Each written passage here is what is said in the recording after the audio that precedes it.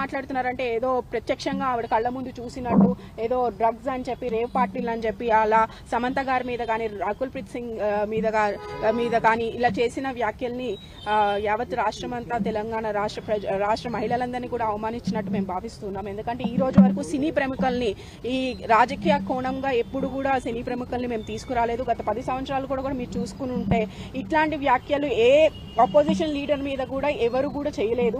మేము ఏం చేసుకున్నా కూడా మా పథకాలు మా అభివృద్ధి కార్యక్రమాలతోనే ముందుకెళ్ళాం. కానీ ఏదైనా ఉంటే పథకాల మీద అభివృద్ధి మీద మనం మాట్లాడుకుంటూ వెళ్ళాలి. కానీ ఒక రాజకీయంగా ఒక పదవిలో ఉండి ఇట్లాంటి వ్యాఖ్యలు చేయడం అనేది చాలా తప్పు అని ఈ సందర్భంగా మీ ద్వారా ఆవిడకి మరోసారి మేము హెచ్చరిస్తున్నాము.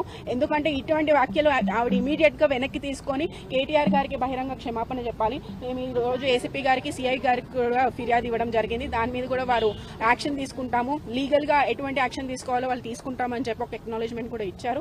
బట్ పోలీస్ వాళ్ళు కూడా మేము రిక్వెస్ట్ చేస్తున్నాము, వెంటనే దీని మీద యాక్షన్ తీసుకుంటే సొసైటీకి అందరూ ఒకటే, లా ముందు ప్రతి ఒక్కళ్ళు ఒక్కటే అని చెప్పి మీరు దానికి సమాధానం చెప్పినట్టు మేము భావిస్తాము. కాబట్టి వారిని కూడా ఇమీడియట్ గా యాక్షన్ తీసుకోవాల్సిందిగా పోలీస్ శాఖను కూడా మేము కోరుతున్నాం.